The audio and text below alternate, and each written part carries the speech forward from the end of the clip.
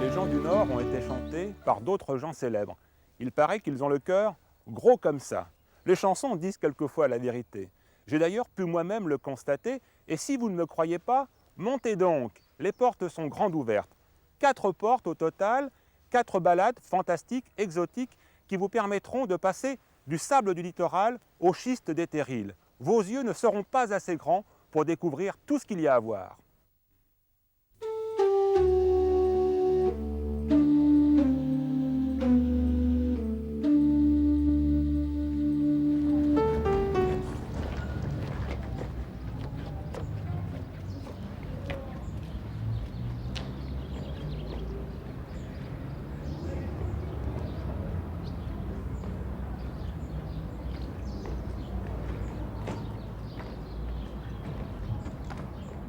Bonjour, je suis heureux de vous retrouver ici à Saint-Valery, dans l'estuaire de la Somme. Nous sommes à moins de 200 km au nord-ouest de Paris. Saint-Valery fut le point de départ de la flotte qui emmena Guillaume le Conquérant en Angleterre. Nous, notre balade sera terrestre, nous traverserons des paysages qui évoluent sans cesse au rythme des marées. C'est pourquoi je prends les bottes. A tout de suite.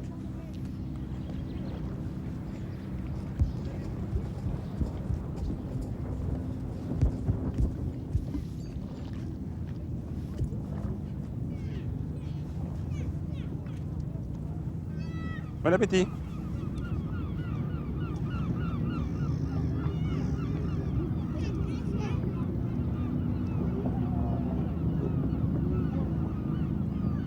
Il fait bon, il fait chaud, il y a beaucoup de pêcheurs. Ah, c'est là, c'est le bas Zabolek. Hein? Oui.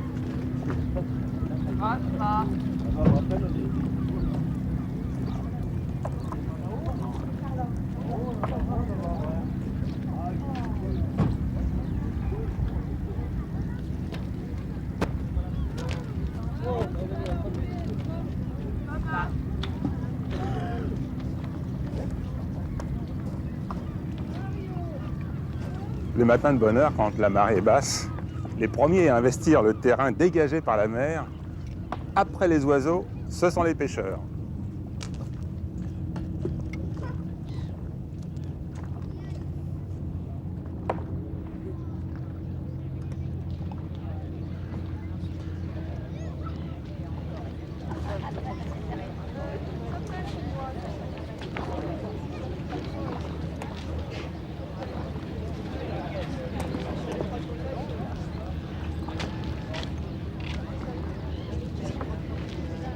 On le met au bout de la ligne et puis après on le racle.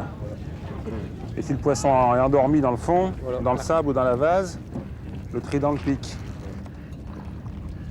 Alors ça c'est un engin de pêche bizarre quand même. Hein. Voilà, ouais, c'est le carnage, hein. Quand ils sont là, c'est le carnage. Mais c'est parce que si vous accrochez un poisson et puis qu'il Voilà. se détache, il va mourir 100 mètres plus loin. Ah ouais, c'est ça, on les triple.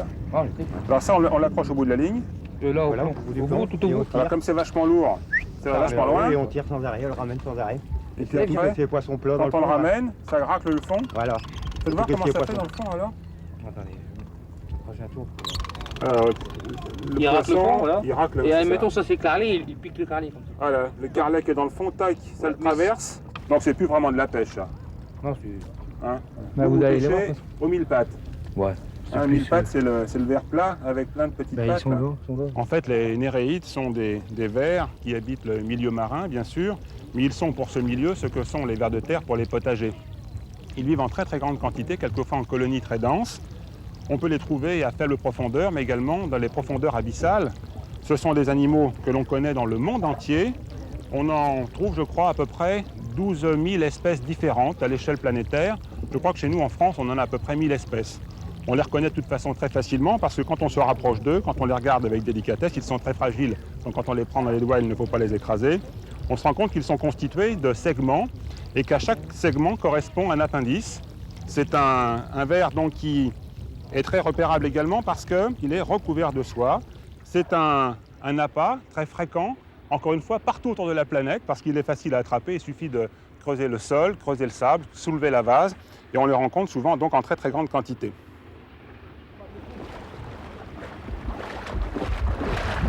Je suis curieux de savoir si vous allez remonter.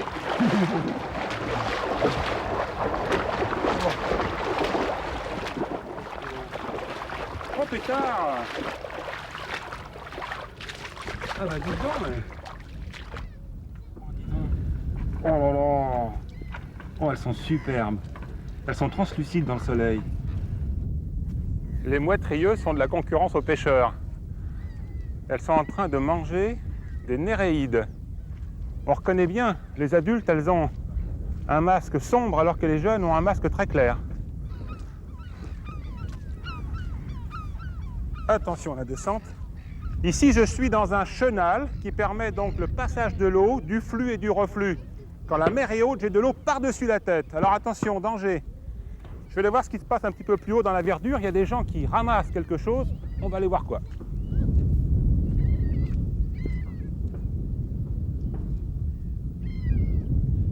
Bonjour. Qu'est-ce que vous ramassez là? Comment ça s'appelle la cornichon. Le cornichon de mer? Tout à l'heure, il y a un monsieur qui me disait c'est des haricots. Ah non. Cornichons, haricots. D'autres appellent ça passe-pierre. On ne prend que les bouts, le cime. Là.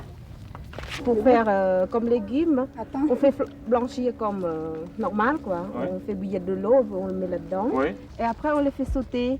On met la poêle Oui. pour chauffer, et puis on met de l'huile, on met un peu de l'ail haché. Et puis quand ça devient doré, là, l'ail, on met ça, bien blanchi Oui. déjà. Hein. C'est un peu salé, c'est un petit peu amer.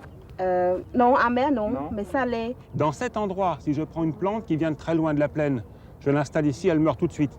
Le milieu est mortel pour elle. Eh bien, pour la salicorne, au contraire, il faut beaucoup de sel, à tel point que régulièrement dans l'année, la mer vient jusqu'ici et recouvre le terrain. On la reconnaît bien. C'est une plante dodue. Elle est faite de segments très, très nets, très visibles. Elle est brillante aussi parce que lorsqu'elle a réussi à fabriquer de l'eau douce, si j'ose dire, à partir de l'eau de mer, eh bien, elle conserve cette eau douce dans ses tissus et pour la garder très longtemps, elle a donc une structure, vous voyez, très, très ferme, dodue et légèrement cireuse, ce qui permet donc de limiter l'évaporation. C'est une plante comestible, évidemment. On la mange, on l'a dit tout à l'heure. Elle est quelquefois abondamment recherchée, donc dans certains endroits, elle devient rare. Il faut savoir qu'à cette période de l'année, elle n'a pas encore ses fleurs, je n'en vois pas. Elles viendront un petit peu plus tard, donc fin juillet, et cela jusqu'en septembre. Et elle peut atteindre des dimensions assez importantes, puisque des touffes de salicorne de 60 cm, ce n'est pas quelque chose de rare. Nous quittons le milieu de vie de la salicorne. C'est un biotope en fait hyper salé, pour retrouver un autre milieu beaucoup plus doux, et pourtant il n'est que 1 mètre au-dessus de celui-là.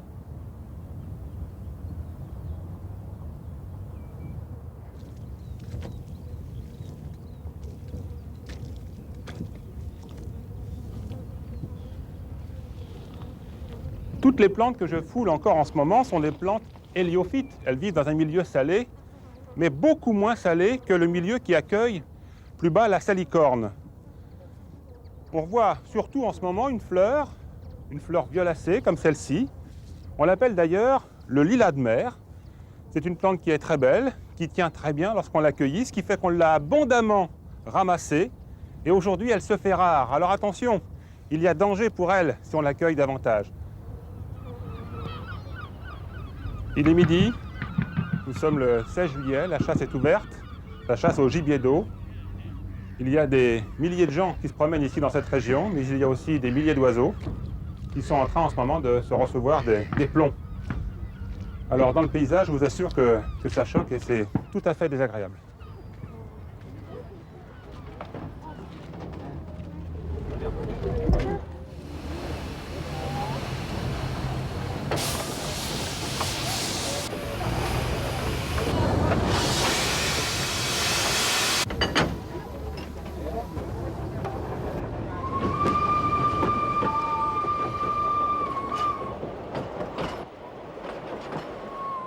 Il arrive quelquefois qu'aux grandes marées, l'eau de la Manche vienne lécher les traverses du chemin de fer. Nous traversons donc un environnement très particulier qui est non seulement animé par la nature, mais également par les hommes qui y travaillent.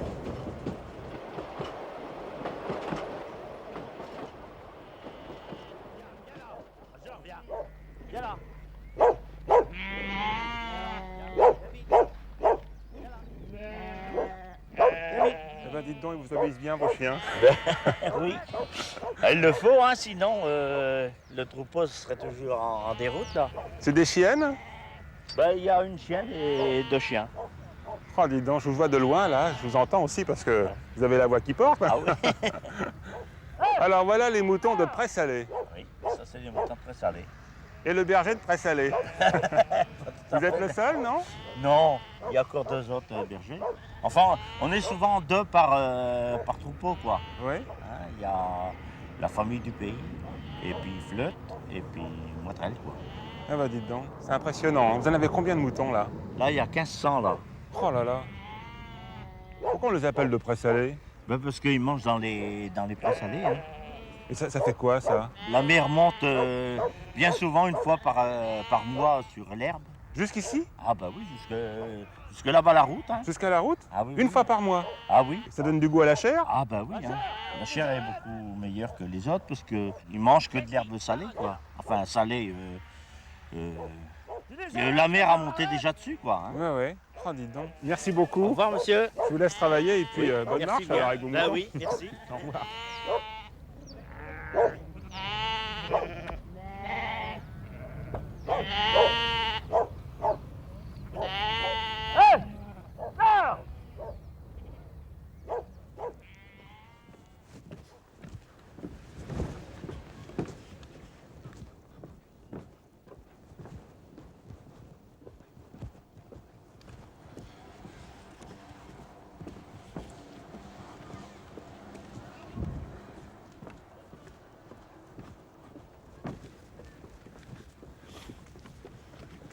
Pour rejoindre le cordon dunaire de Brighton, au nord de Cailleux, vous emprunterez bien sûr la levée de galets, mais surtout les planches. C'est plus confortable et plus rapide.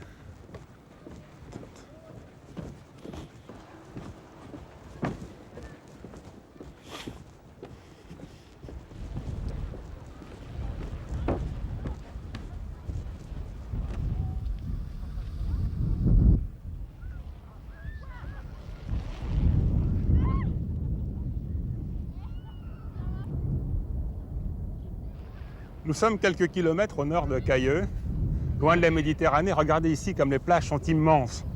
La mer, en effet, se retire à plusieurs kilomètres. Donc, il y a de la place pour se promener, pour se baigner, pour se reposer. Mais du coup, c'est une immense étendue de sable qui est découverte. Et quelquefois dans l'année, des vents violents arrachent ce sable et l'entraînent vers l'intérieur du pays. Ce sable se dépose sous la forme de dunes. C'est le cordon littoral.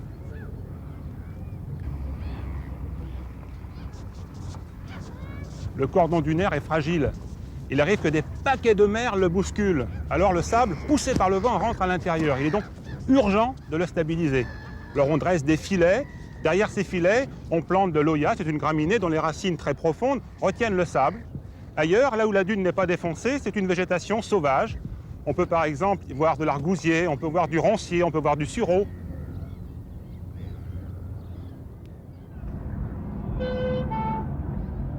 Regardez l'hélicoptère qui est en train de rabattre les baigneurs plus haut sur la plage parce que la marée monte et comme la mer est retirée très très loin, beaucoup de gens se laissent surprendre et là bien sûr il y a danger.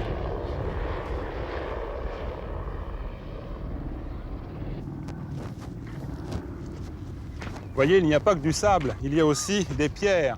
Cette langue de galets, poussée par le courant, arrive de la région de Holt. Nous y sommes passés. Il y a seulement, si j'ose dire, 100 millions d'années, existait dans mon dos un immense golfe qui recouvrait une grande partie nord-ouest de l'Europe. L'eau était chaude, il y avait là-dedans des petits animaux recouverts de calcaire. Ces animaux mouraient finalement. Ils tombaient dans le fond et comme ils étaient recouverts de calcaire, eh bien, ces couches sont encore aujourd'hui visibles. Ce sont ces dizaines de mètres de craie que nous avons ici dans la région du Crotoy et dans la région de Holt.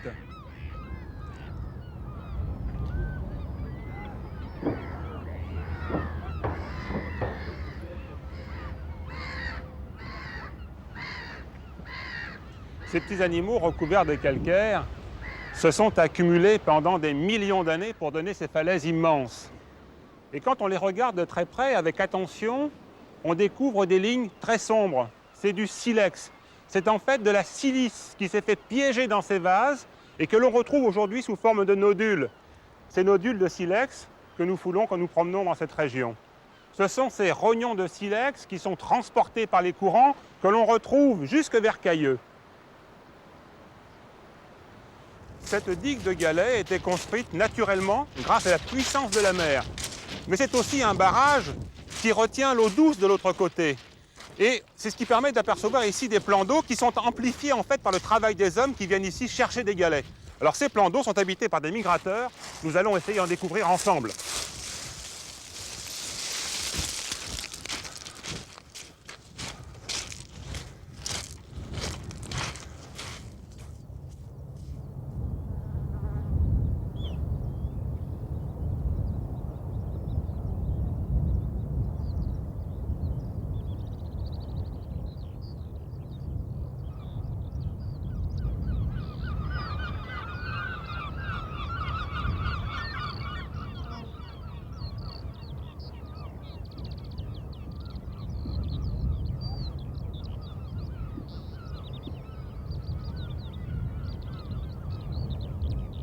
Les lapins de Garenne ont raison de creuser leur terrier dans cette dune envahie par l'Oya, parce que cette plante développe des racines très longues, très profondes, qui servent d'armature en fait au terrier, qui ne s'éboulent pas.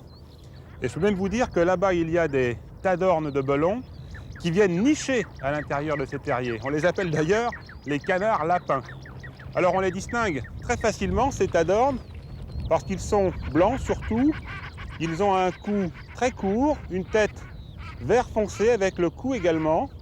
Et puis ils se nourrissent ici de petits animaux qui vivent dans la vase, des invertébrés, des larves d'insectes et des algues. Mais pour en savoir plus, je vous propose de rejoindre Cyril.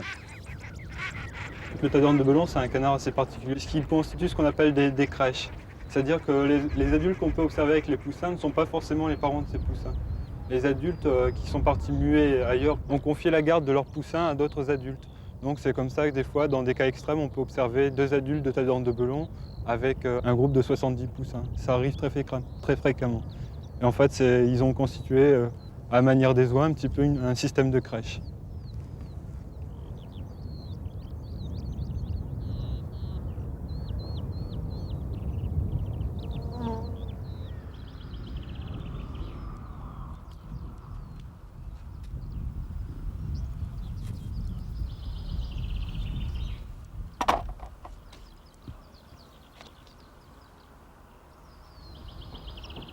Dans 2 heures très précisément, un courant énorme va se former et va remonter le chenal.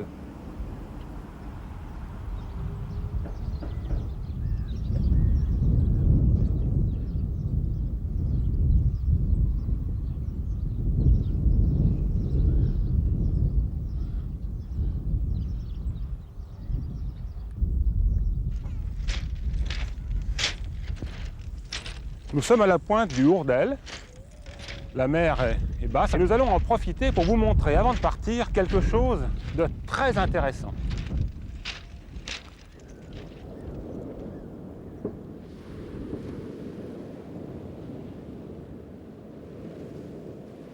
Actuellement, la marée remonte et va entraîner les phoques qui se trouvaient sur les bancs de sable vers la mer.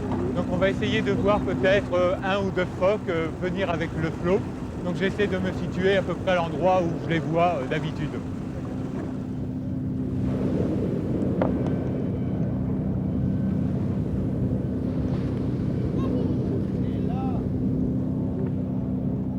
L'espèce qu'on a actuellement, c'est le phoque vaumarin. C'est un petit phoque, un phoque adulte, ça mesure 1m60, 1m70 pour une centaine de kilos pour un mâle. Et il y en a environ une quarantaine en France. En baie de Somme, il y en a actuellement une vingtaine, donc vous voyez la moitié de la population française. Dans l'association Picardie Nature, on est 4 à 5 personnes à s'occuper principalement des phoques. Et autrement, sur le terrain, bon, c'est moi qui encadre toutes les activités sur le terrain, puisque je suis salarié de l'association Picardie Nature. Et à partir du printemps, donc, il y a des activités de voir les différents reposoirs, l'occupation des différents reposoirs, repérer les femelles en gestation, et ensuite suivre toute la période femelles en gestation, naissance, allaitement. Donc ils vont nous mener jusqu'à la fin du mois d'août.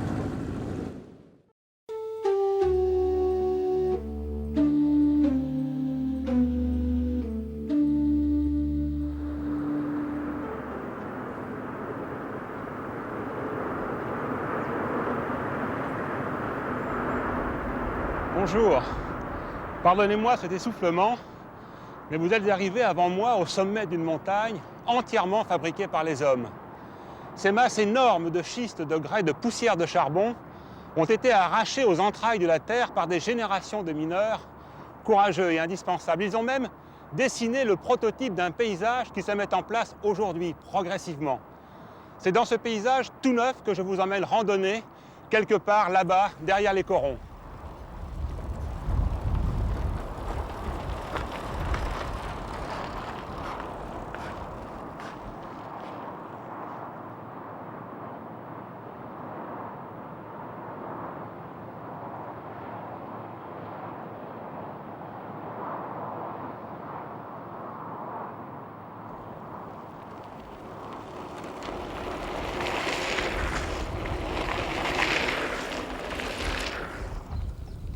Nous voilà dans le vif du sujet. Nous sommes dans la forêt domaniale de Reims-Saint-Amand-Wallers, et plus précisément ici, à la Maison du Parc. Mais regardez, cette forêt est entre deux agglomérations, Saint-Amand-les-Eaux et Valenciennes. L'île est un petit peu plus loin. Nous allons nous promener ici, sur le site de Sabatier, 1h30 à 2 heures de balade. Mais avant, nous passons par l'allée des Hêtres, parce que là, j'ai quelque chose à vous dire. Vous êtes prêts? On y va.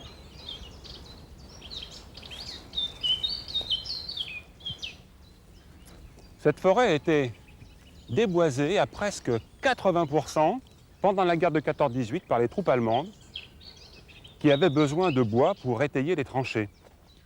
Heureusement, des îlots ont été protégés, sauvegardés, tout simplement parce que les houppiers masquaient, à la vue de l'aviation allemande, les cabanons de prisonniers qui étaient chargés de déforester. Alors ces grands arbres, ce sont des hêtres. Ils sont presque 2 fois centenaires. Et j'avoue que lorsque je m'approche d'eux, lorsque je les caresse, ils me font penser aux arbres émergents des forêts tropicales.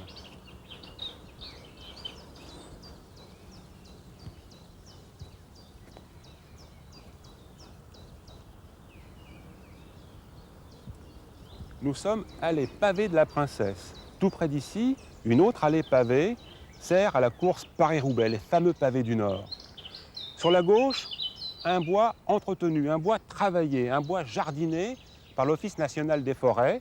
Il y a du chêne pédonculé et juste derrière, il y a du charme. Et de l'autre côté, un bois libre, c'est du taillis. Ça sert à protéger les animaux sauvages.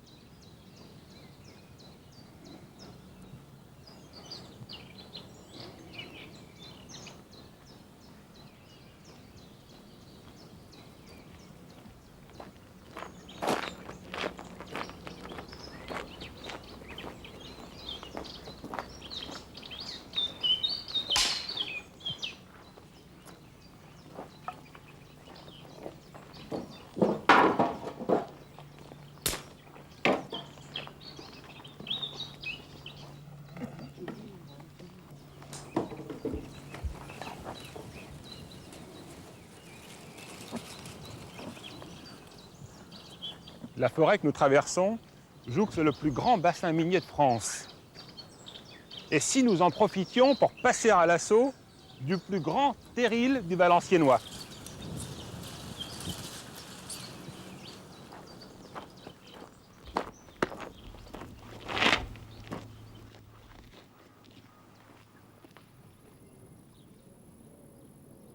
Il y a 40 ans, 2000 hommes travaillaient sous nos pieds. Aujourd'hui, la fosse Sabatier est fermée. Il ne reste plus, comme souvenir, que ce chevalement et le terril sur lequel nous sommes.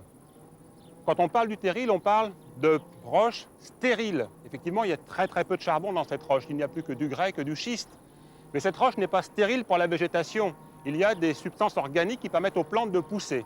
Et comme le terril est planté ici dans la forêt, eh bien les premières plantes à arriver, si j'ose dire, ce sont les arbres, les bouleaux, les premiers arbres pionniers qui envahissent cet endroit, mais qui du coup stabilisent le terrain.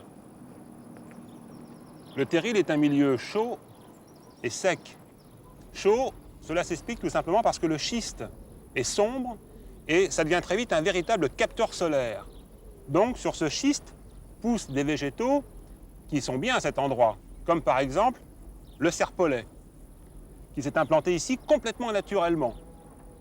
Alors il ne faut pas le cueillir, bien sûr, il ne faut pas le ramasser, et je peux vous certifier qu'il sent très très bon. Longue vie au serpolet, ici à Sabatier.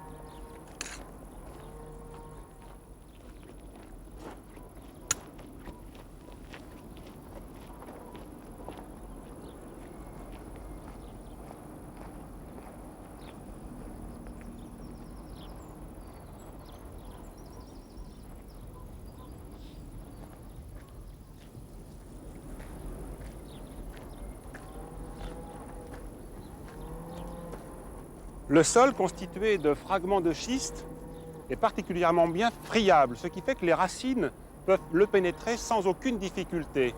Mais ce sol est du coup aussi poreux, ce qui fait que l'eau de pluie atteint facilement les racines. Et regardez ici, il y a la présence d'un sol qui est en train de se fabriquer. C'est un nouveau sol qui s'installe grâce aux mousses et aux feuilles d'arbres qui viennent se décomposer dessus.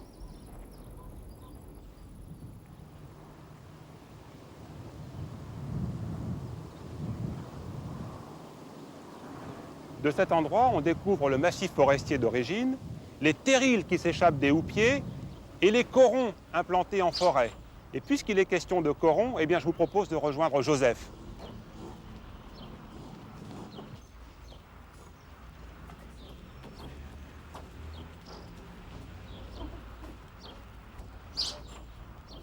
En voilà un, regardez. Hop. Eh bien. Bien. Moi, j'emploie la méthode sexuelle. Si vous voulez. Le lendemain, quand ils rentrent, ben, on les laisse un petit moment tranquilles, on leur donne bien à manger, et puis à boire, hein, comme il faut. Et puis après, ben, on leur présente la femelle. Alors là, ils restent aussi longtemps qu'ils veulent, 1 heure, 2 heures, ça dépend la durée du concours, si le concours a été dur ou pas. Ah bon? Oui. Ah bah Parce dis que si donc. le concours a été facile, ben, il n'a pas besoin d'une trop grande récompense. Ah, vous êtes dur avec les pigeons. Encore un. Si, c'est 137. Ça, c'est le 137. 437. 437. Oh, bah alors. Ah, viens, Thio, viens, allez, viens.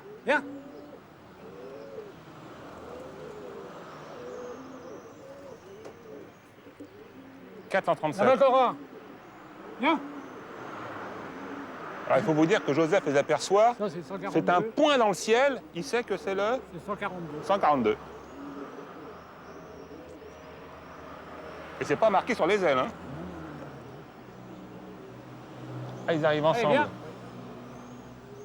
Là, c'est 153. L'autre. Non, 157. 157, faut pas le dire. Donc finalement, pour gagner des concours, il faut avoir des mâles puissants et des femelles amoureuses. Ah oui, voilà. Ça, c'est une méthode. Oui. Alors, il ne faut surtout pas que les femelles s'accouplent ensemble. Oui. Parce que si les femelles s'accouplent ensemble, à ce moment-là, ils n'ont plus d'amour pour leur mâle. Et les mâles, ils ne font pas de prix. Ils sont plus motivés. Ah non, ils ne sont plus motivés. Non. Ah, il, bah, y a dis donc. beaucoup, il y a beaucoup de coulonneux qui ne font pas attention aussi à leurs femelles. Mais vous me disiez tout à l'heure qu'il y a des pigeons qui font plusieurs centaines de kilomètres comme ça pour retrouver la femelle. Ah oui, bah, des centaines, des 800-900 km. Alors dites-moi, il n'y a pas que le veuvage quand même pour stimuler les pigeons, il y a autre chose? Bon, bah, il y a les soins et puis la tisane principalement. Ah, vous leur faites des tisanes? Oui, tous les lundis, les pigeons, ils ont de la tisane. Ils sont vernis, vos pigeons? Alors, de la tisane avec de la sauge. Après, il y a de la tanésie. On la voit, elle est en fleurs là-bas. Oui. Les fleurs jaunes. La tanésie, les feuilles, vous voyez, les feuilles, ça dépure le sang. Après, les têtes de tanésie, bah, c'est contre les vers. Contre les vers? Oui. Eh, écoutez, c'est Surtout drôle. Surtout quand ils sont en graines. Oui. Hein, oui. Mais les hommes utilisent les feuilles Oui. qui réduisent en espèce de compote, de purée, enfin ils la hachent, Oui. puis ils les posent dans le bas du ventre, Oui. et ça, contre les vers, c'est radical. Oui. Mais c'est toxique hein, comme plante, il ne faut pas trop en abuser. Et au Moyen-Âge, son odeur est tellement forte qu'on l'utilisait lorsqu'on faisait de la nourriture, des gibiers faisandés. Ah oui. Parce que l'odeur était tellement repoussante qu'avec justement la tanésie, ça devenait comment dire, consommable. Oui, oui, Hein, oui. c'est une plante qui est connue depuis très très longtemps. Hein. On l'utilise depuis longtemps. Il ne faut pas en abuser, hein, attention, danger. Après, je mets quelques branches d'autun. Vous leur faites un véritable cocktail, ça s'arrête là, Bah, non? Vous leur mettez encore autre chose? Non, du lamier blanc. Ah, le lamier blanc. Le lamier blanc, oui. On pousse le long des allées, lui le long des haies, le long des chemins. Oui, de l'autre côté dans le jardin.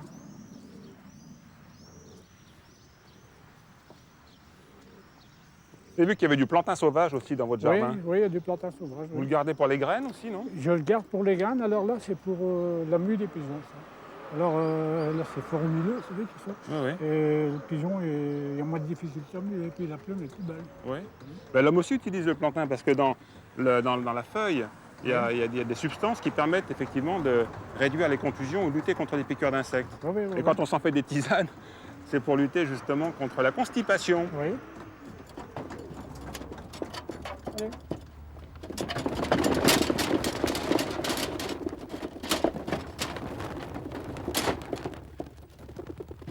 Voilà.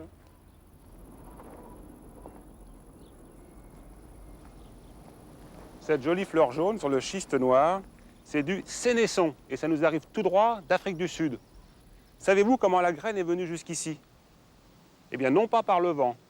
Elle est venue en accompagnant les balles de laine de mouton qui partaient d'Afrique du Sud jusqu'à Calais à l'époque de l'industrie florissante du textile.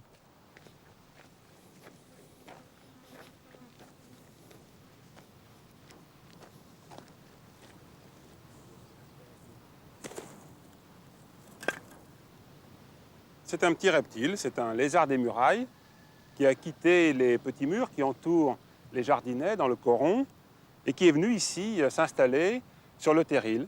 Bon, s'il s'installe là, c'est qu'il est bien. Et s'il est bien, c'est parce qu'il a de quoi manger. Il se nourrit entre autres d'une quantité de petits animaux, notamment des insectes, des larves d'insectes qui vivent ici sous les pierres, dans la végétation. C'est une petite femelle, regardez comme elle est très très fine, et quand on l'embête, eh bien elle se défend.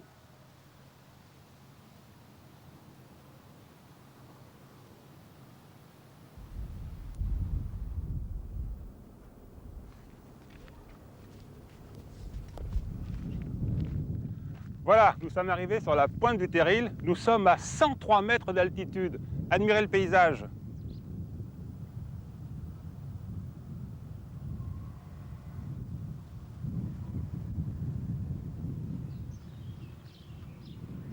Alors il y a des beaux voiliers aussi sur les terrils. Il faut regarder au-dessus des fleurs, ce sont des papillons, ce sont de très jolis papillons, des macaons, que l'on voit plutôt dans le sud de la France. Avant de quitter le sommet du terril sabatier, nous allons rejoindre Roland qui lui se promène sur un terril plat.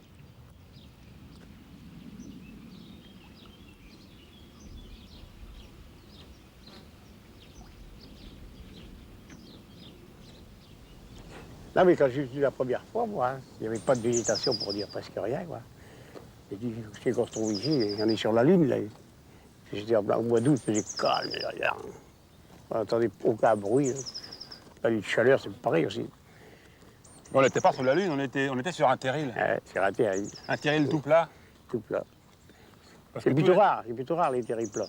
Pour faire votre accent, vous êtes du coin quand même. Hein? Ah oui? Ouais. Vos parents étaient mineurs, non? Non, cultivateur. Cultivateurs.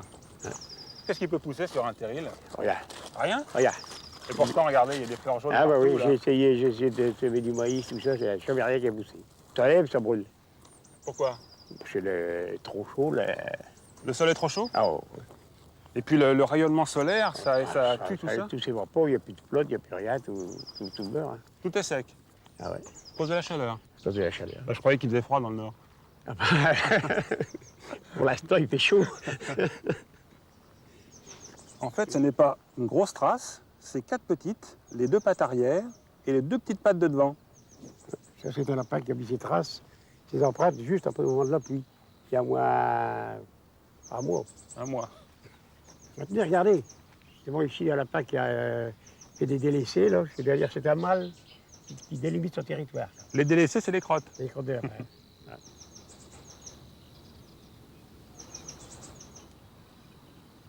Le terrain est très très sec et pourtant on trouve de la saponaire. Et pourtant la saponaire vit plutôt dans les zones humides. Elle s'est peut-être reconvertie, non? Elle s'est reconvertie, vous croyez? Elle s'est adaptée peut-être un peu? Ah ouais, Non, c'est ça. sûrement pas, elle n'a pas eu le temps. C'est même bizarre, ça. Vous savez ce qu'on fait avec la saponaire? Pas plus maintenant, hein. Mais grâce aux racines et grâce aux feuilles, eh bien, quand on les frotte très très fort dans l'eau, on dégage une espèce de mousse, ça fait du savon. Et autrefois, on nettoyait les tissus et les laines avec ça. Je vais reporter chez moi, je vais dire, on va faire la ici avec ça. Ben, vous voyez, il faut venir les chercher ici alors. Hein. Eh bien, nous voilà arrivés à destination, à la cabane de Robinson Crusoe. Merci pour le pot, ça fait du bien parce qu'il a fait chaud. Je suis content que ça vous fait plaisir. Sous la forêt, c'est un véritable gruyère. Des kilomètres et des kilomètres de galeries, aujourd'hui abandonnées par les hommes. Il n'y a plus d'entretien, les plafonds s'effondrent, il n'y a plus de pompage, l'eau a investi l'espace. Progressivement, le sol se tasse à partir de la surface. C'est ce qui est à l'origine des superbes étangs que nous pouvons rencontrer dans la forêt.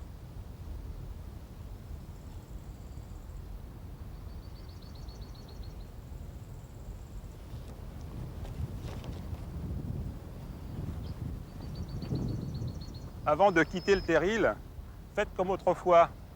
Venez glaner les gaillettes, des petits morceaux de charbon comme ça. Il faut savoir aussi que les veines de charbon sont prisonnières entre des couches de schiste et des couches de grès. Et ça nous renvoie très très loin en arrière, ça nous renvoie à 400 millions d'années, à une époque où le climat était tropical.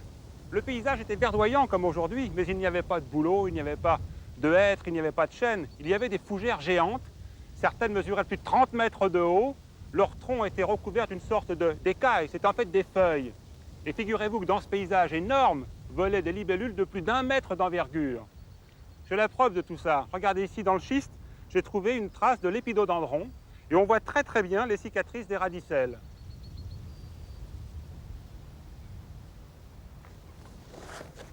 Voilà l'étang des Trois Mortiers. C'est une zone humide très riche, très intéressante sur le plan naturaliste. Nous avons vu tout à l'heure en arrivant des oiseaux qui se déplaçaient à la surface de l'eau. Il y avait des foules, il y avait même un grèbe huppé qui de temps en temps faisait la sieste. Nous avons aussi vu des libellules, celle-là toute petite, qui se posait sur les joncs et aperçu très rapidement un pan du jour qui ouvrait ses ailes au soleil.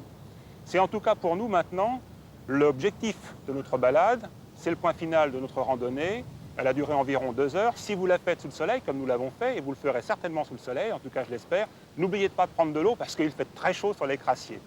En tout cas, nous ne partirons pas ici du bassin minier sans rencontrer Jean-Marc, parce qu'il a vraiment 2 endroits très intéressants sur le plan naturaliste à nous faire découvrir. Maintenant, nous sommes tout à fait au nord du périmètre du parc, sur la commune de Mortagne du Nord. Près de la frontière belge. Près de la frontière belge, toujours dans le parc de la plaine de Lascarpedesco. Alors qu'est-ce qu'on est venu voir ici? Nous sommes venus voir une chose tout à fait particulière, c'est le site de la Pelouse métallicole. Sa particularité, c'est d'être ensemencé par des métaux lourds, hein, puisqu'à l'origine, on avait, à la place du collège qui est à côté, un ancien crassier qui a été édifié suite à l'activité d'une zinguerie. Et les vents ont progressivement emmené des poussières métalliques sur cette prairie qui était juste à côté. Et sur cette prairie, en fait, polluée par les métaux, on a 2 plantes tout à fait particulières qui sont adaptées à cette situation, notamment cette fleur rose, l'armérie de Haller. Et cette armérie, en fait, fait un tapis relativement dense sur l'ensemble du périmètre de la pelouse. L'autre plante, c'est l'arabette de Haller. C'est une plante qui fleurit blanc, qu'on trouve également présente sur le site en floraison à partir du mois de mai. Donc ces 2 plantes sont parfaitement adaptées, se sont habituées en fait à des doses de métaux lourds relativement importantes. C'est un laboratoire à l'échelle de la nature. Voilà, c'est un laboratoire in situ sur lequel nous invitons les chercheurs à travailler. C'est vraiment un endroit paisible, la mare à Goriot. On a envie de s'y arrêter un moment. Et les enfants qui viennent jouer là, qui viennent se détendre. Bah, je crois que c'est tout à fait sympathique. Voilà, on voit bien ici le mécanisme de l'effondrement.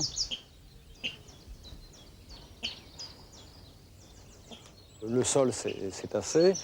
Les arbres qui étaient en place sur le milieu forestier se sont retrouvés les pieds dans l'eau, ont été asphyxiés par cette eau, donc sont de véritables squelettes.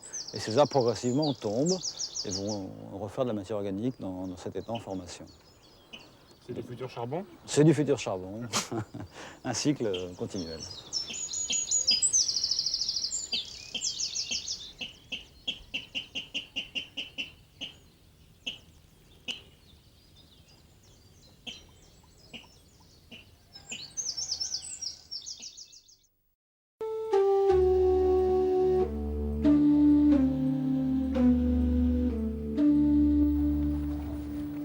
La balade part d'ici, de la place principale, de Cassel.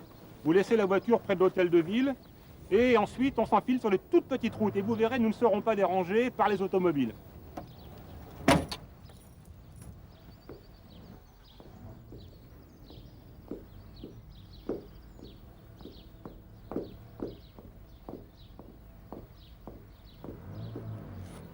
Nous venons à peine de faire 100 mètres et nous sommes déjà avec Cassel dans notre dos, en pleine campagne. Vous connaissez l'ortie? Eh bien, nous allons en parler. Regardez tout ce qu'il y a ici. La station est tout à fait intéressante.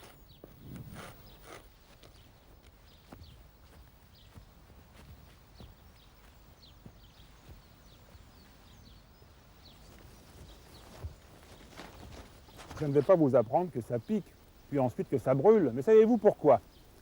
Quand on regarde l'ortie avec précision, on aperçoit des petits poils, tout blancs, transparents. Ils sont en verre et ils sont creux. Et le produit qui vous brûle, le produit urticant, se trouve à l'intérieur. Alors ces petits poils armés d'une pointe de verre rentrent dans la peau, se brisent, comme ils sont creux, libèrent ce produit urticant et ça vous brûle. Alors qu'est-ce que vous faites aussitôt après la brûlure? Là, vous frottez. C'est justement ce qu'il ne faut pas faire. Parce que vous enfoncez le poil un petit peu plus loin, vous dispersez le produit. Au contraire, si vous disposez d'une gourde d'eau ou d'une petite rivière à proximité ou d'une fontaine, allez vous rincer sous l'eau, vous verrez, la brûlure disparaît très rapidement. On rencontre l'ortie dans le monde entier, sauf en Afrique tropicale et en Amérique du Sud, mais toujours dans l'habitat des hommes. Et cette plante n'a pas que des effets négatifs, c'est aussi une plante très utile, parce qu'elle contient de la vitamine C, de la vitamine K, de la vitamine B2. Elle contient également du sodium, du phosphore, du calcium, du fer. Alors, c'est pas compliqué, pour absorber tout ça, vous en faites de la soupe quand elles sont jeunes, et vous pouvez également la traiter comme les épinards, faites-en de la purée. Mais regardez, il y a ici une autre plante qui vit dans l'habitat de l'homme, c'est l'herbe aux verrues. Elle est très reconnaissable et souvent en compagnie des orties au pied des vieux murs. Et regardez, le lait jaune celui-là, qui s'écoule lorsqu'on la presse. Disposez ce lait sur les verrues, vous verrez, ça les soigne bien.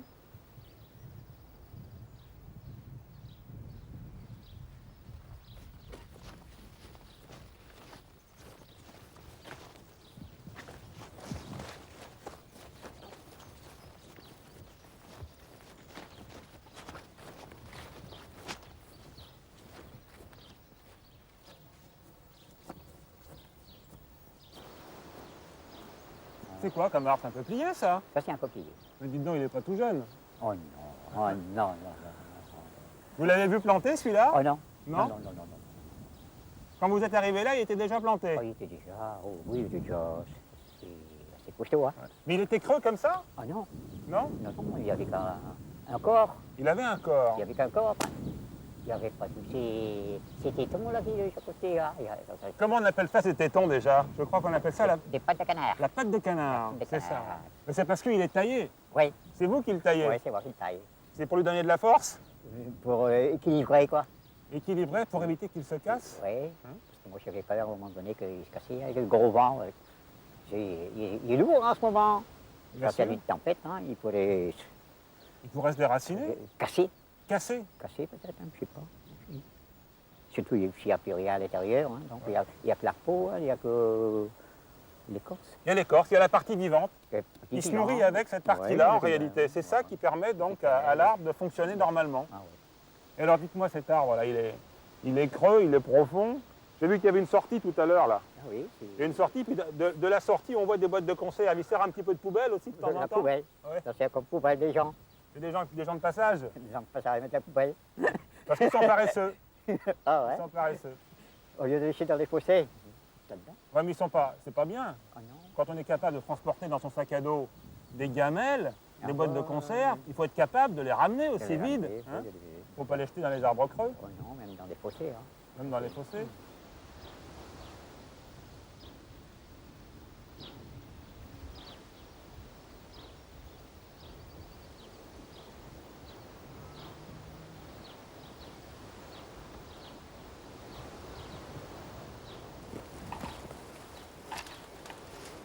En plein mont de Flandre, la nature a réalisé un petit jardin. Regardez ces épilogues. Certaines des plantes qui sont là sont plus grandes que moi, 2,20 m, 2,30 m. Dans mon dos, un saule. Il est décoiffé par le vent et on aperçoit très bien ses feuilles argentées. Mais il n'y a pas que des saules, il y a aussi des prunelliers. On voit déjà les prunelles, il faudra attendre les premières gelées pour les récolter. Il y a aussi de l'aubépine Il y a plus loin un énorme frêne. C'est un petit paradis et dans le creux dans lequel je me trouve, le rayonnement solaire est intense, je ne sens pas le moindre souffle de vent.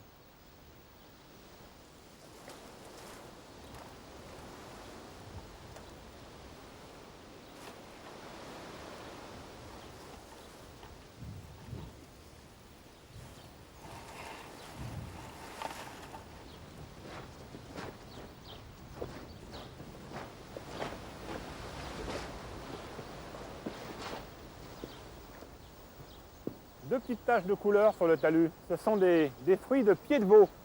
C'est une plante très toxique.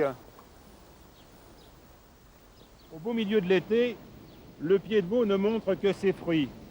Ses feuilles ont disparu et je vous montrerai ses fleurs. Des fleurs que vous ne pourrez voir simplement qu'au printemps, le long des haies, dans les bois clairs. Il lui faut à la fois de l'humidité et peu de lumière. Alors, c'est un végétal extrêmement toxique. Il faut faire très très attention, ne le consommer surtout pas, d'une part parce qu'il est très mauvais, et puis d'autre part parce qu'il contient des quantités de produits très dangereux pour le cœur. Mais cela n'empêchait pas les anciens de l'utiliser. Ils le faisaient cuire et ils récoltaient l'amidon, qui servait évidemment à amidonner le col des chemises et les plastrons. Il n'y a pas très longtemps encore, en Allemagne, dans certaines provinces, les jeunes filles, les demoiselles, utilisaient les fruits pour se fabriquer du fard.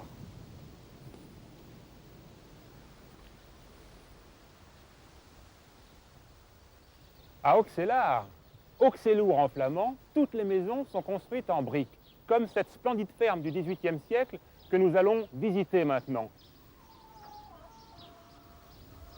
Philippe, vous avez la gentillesse de nous montrer, de nous présenter un veau flamand. Sa livrée est caractéristique, elle est brune, il est brillant. Alors cette espèce, comment est-ce que vous avez réussi à la conserver? C'est-à-dire au niveau de l'espèce flamande, il y a un plan de sauvegarde qui s'est mis en place et qui est mis en place par l'UPRA flamande, qui est dirigé par M. Albert Mazurel, et qui consiste à maintenir cette race qui est du terroir, en place dans les Flandres. Vous êtes nombreux à posséder encore des souches de cette espèce? Il y a des souches dans le Nord, le Pas-de-Calais, la Somme, et de jeunes éleveurs qui se remettent en route dans la race flamande. D'accord. Merci. Je vais vous montrer quelque chose de beau.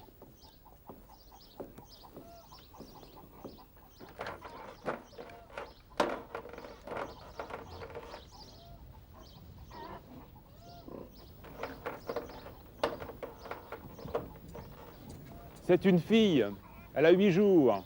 Elle est toute rose, elle est charmante, elle est très propre et elle est parfumée. Mais je la ramène vite à sa maman parce qu'elle l'attend.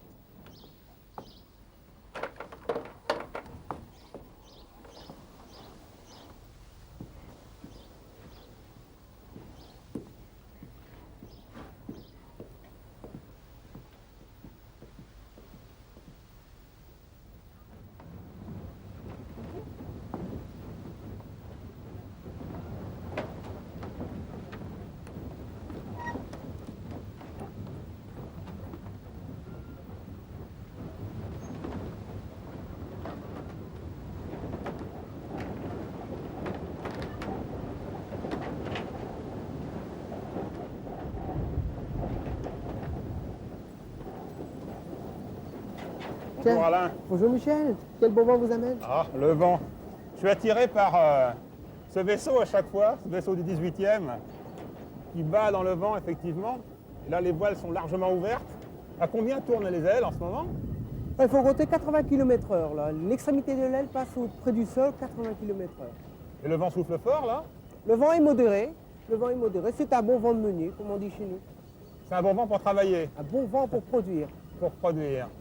Eh bien, on va rentrer, on va le voir. D'accord, soyez bienvenus, entrez.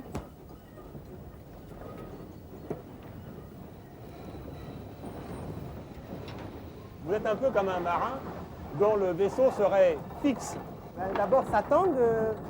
On utilise les mêmes termes, le vent, les voiles, les nœuds marins, les hublots, le gouvernail. Ce sont les mêmes termes. Et nous sommes ici, à Cassel plus qu'ailleurs, sous l'affluence des vents de la mer. Toutes les parties travaillantes sont mues par l'énergie du vent. Et donc, les ailes, en tournant, entraîne l'arbre moteur, le gros arbre. Et l'arbre moteur entraîne différentes roues, surtout la grande roue, le grand rouet. Et ce grand rouet fait tourner toutes les autres engrenages, toutes les autres parties travaillantes de la meule ou alors à la bluterie, à l'étage inférieur.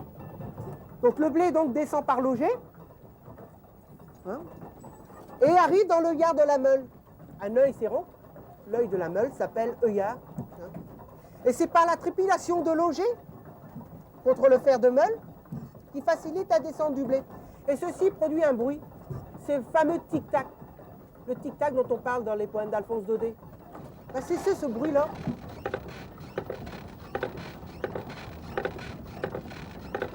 Alain, quand ça s'emballe comme en ce moment, vous avez quelques secondes pour intervenir. Vous êtes un petit peu comme le capitaine dans son navire. Oui. Qu'est-ce que vous faites? Il faut faire vite.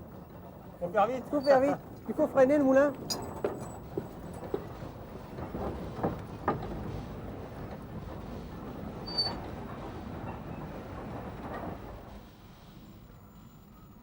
Ah, c'est fantastique. Et alors, en plus, ça dégage une odeur de bois chaud extraordinaire. Justement, dans un moulin, on peut percevoir tous les sens de la vie. D'abord l'odeur du freinage. Ah oui, ça bois, sent sur, très bien. bois sur bois, ça chauffe, ça sent. Puis aussi d'autres odeurs, l'odeur du blé, l'odeur du froment, le toucher. Le meunier doit donc aussi vérifier son blé s'il n'est pas trop humide, et palper aussi la farine, la mouture, pour savoir si elle est bonne de qualité, suivant les réglages à faire. Hein. Et aussi les bruits, tous ces bruits signifient quelque chose. Le bruit du vent qui prend dans les voiles, et le bruit dans les parties travaillantes. Et c'est toujours le moulin qui prévient le meunier. C'est des signaux. Des signaux, voilà, des signaux. Et c'est une perpétuelle chanson. Perpétuelle chanson. Si quelque chose change dans cette chanson, alors là, attention, c'est le moulin qui prévient que quelque chose va changer. Ça se caractérise, par exemple, que le vent va se lever tout d'un coup. Donc il prévient. Ou bien alors, le vent va tourner. C'est toujours le moulin qui prévient, d'abord par le vent, que le vent va tourner.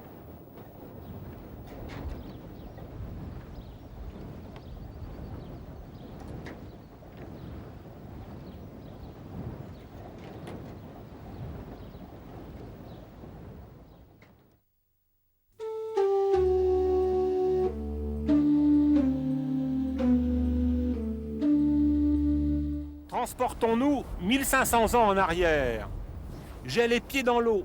Je suis au milieu d'une prairie salée. Il y a des petits canaux dans lesquels circule de l'eau de mer et qui remontent très très loin au nord. Aujourd'hui, ce sont ces dunes immenses. Ces dunes formées par la mer et par le vent. Ces dunes recouvertes d'oya, d'argousiers, de troènes et de saules. Ce sont dans ces dunes que nous allons randonner.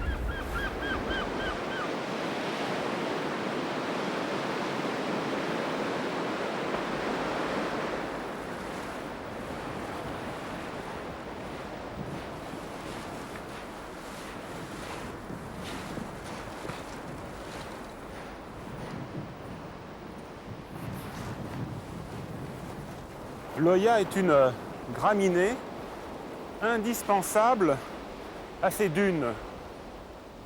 Beaucoup de plants ont été amenés ici, je crois plus d'1 million. Et cela est très nécessaire parce qu'ils retiennent le sable, ils contiennent l'énergie du vent. Et en fait, cet œillard, je l'ai rencontré très loin d'ici, je l'ai rencontré jusque dans le sud du Portugal. Ce sont ces racines très longues, ramifiées, qui pénètrent profondément dans le sable, qui le retiennent, donc qui le consolident. Et au fur et à mesure que le sable monte, poussé par le vent, eh bien l'oya grandit lui aussi. Mais comme vous pouvez le constater, ici, le vent est quelquefois beaucoup plus fort et son énergie arrive à arracher le sable, à le faire circuler entre les petites racines de cette oya et à l'emmener plus loin. On est ici témoin d'une dune eh bien, qui s'abîme progressivement. Elle est détruite par la puissance du vent.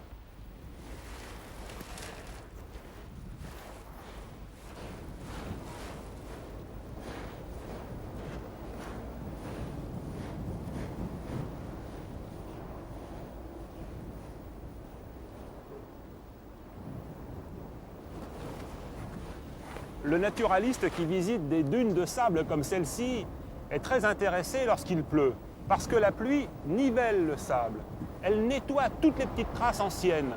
Ce qui fait que quand on arrive, le terrain est vierge, et il suffit de se promener en faisant très attention, et on découvre là des quantités de petites traces.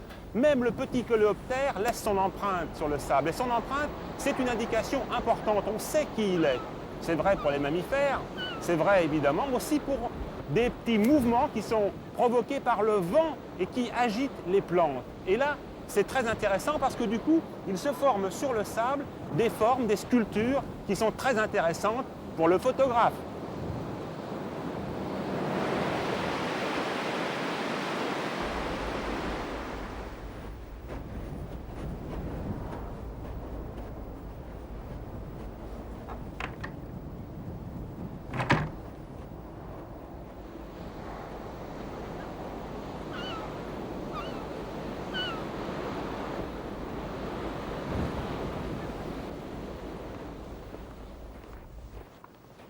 Il y a une cinquantaine d'années, l'armée allemande disposait ici un important réseau de fils de fer barbelés.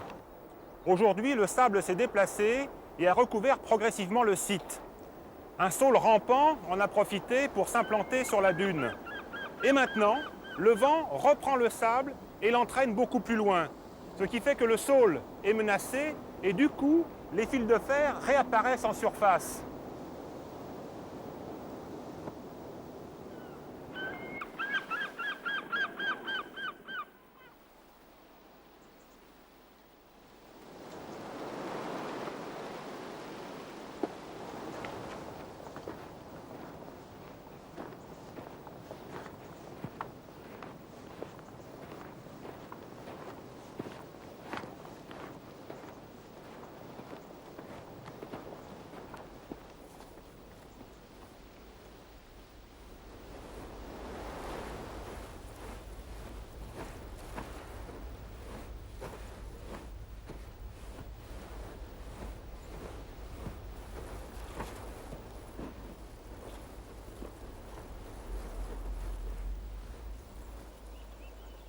Au beau milieu de ces dunes de sable, vous rencontrerez même un oasis.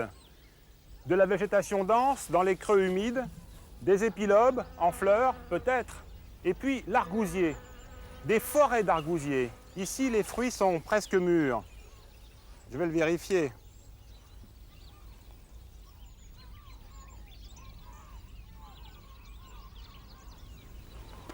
Ils sont encore un petit peu acides. Mais l'argousier est un arbre qui donne un fruit qui permet de faire d'excellentes confitures.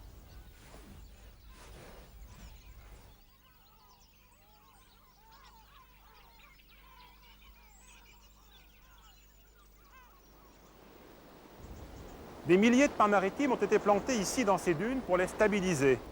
Ceci donne aujourd'hui de splendides pinettes qui vous apporteront l'ombre dont vous aurez besoin par grand soleil. Malheureusement, un grand nombre de ces pins ont disparu, victimes du vent marin. Ils ont carrément grillé.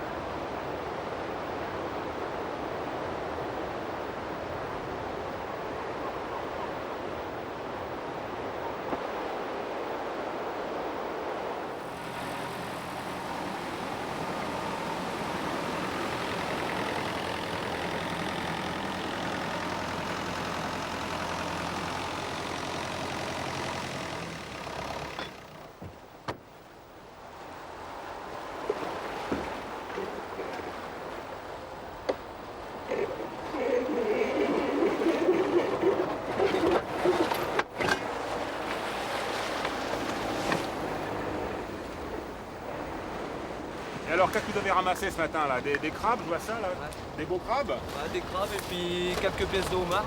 Des pièces de homard? Ouais, beaux crabes, ouais. Vous êtes allé jusqu'où? On travaille sous Cap Griné là, à l'heure actuelle. Au Cap Griné, au fond là-bas, On ouais. fait Cap Griné, puis un peu la côte par ici. Et combien de temps vous restez en mer en gros là pour ramasser tous ces casiers? Il faut compter entre 4 et 5 heures, hein. On en a à peu près 150 à Viraille. 150 qui s'étalent sur combien de distance? Il faut compter sur toute la côte, il y a 5-6 km. 5-6 km. Comme ça, sur toute notre côte. Et vous allez loin? Vous allez jusqu'au large? Non, là on travaille à 200-300 mètres au large. À 300 mètres au large.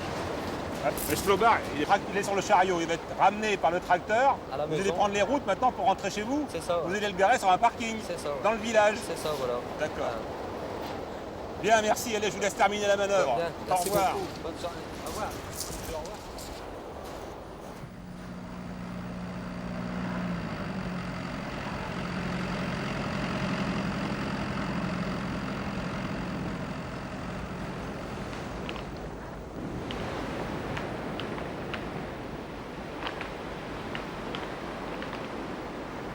Il nous reste encore à remonter cette plage de galets jusqu'à la pointe aux oies. Mais nous ne pouvions pas partir sans regarder attentivement cette plante. Elle est tout à fait exceptionnelle. Il s'agit d'un chou marin. Regardez ces feuilles, vous allez les reconnaître, et faites-moi confiance, c'est bien l'odeur du chou. Eh bien, figurez-vous que cette plante arrive à vivre ici avec presque rien, simplement à l'aide de la décomposition organique, végétale ou animale, portée par le vent ou par la mer.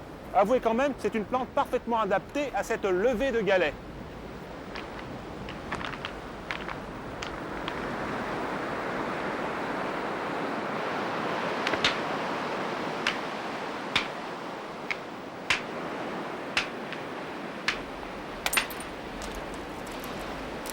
Sur la plage d'Ambleteuse, vous allez rencontrer des silex, c'est obligé.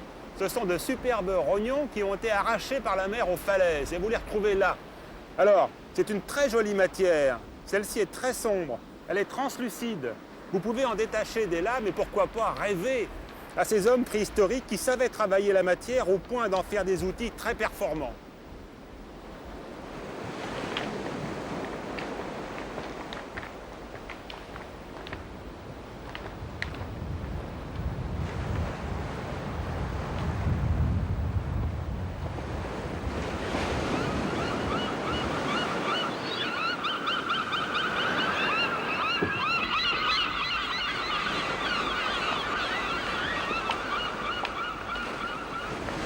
Presque arrivé au bout de notre balade, mais nous allons profiter de la marée basse pour aller voir ce qui se passe sur ces rochers. Il y a plein de gens qui sont en train de chercher, de fouiller. On va essayer de comprendre ce qui se passe.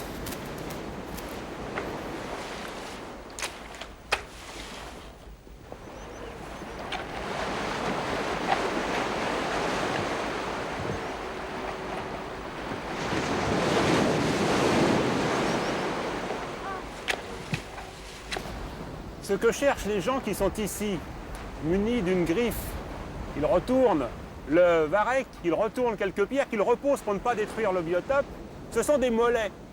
Je viens d'en trouver. Les mollets, c'est quoi?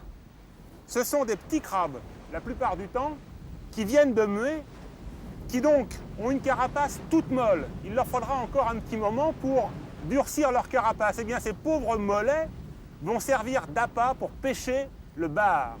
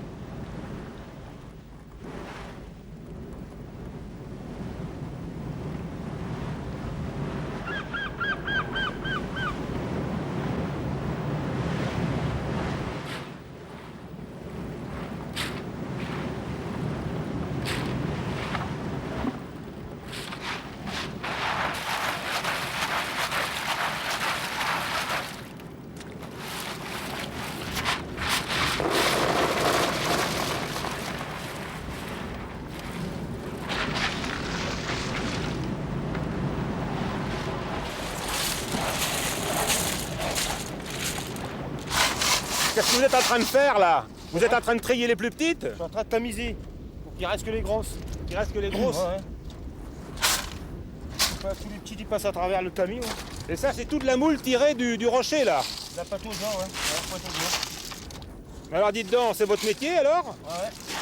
Et depuis 18 ans. Depuis 18 ans? Bah, ça conserve, hein. Ouais.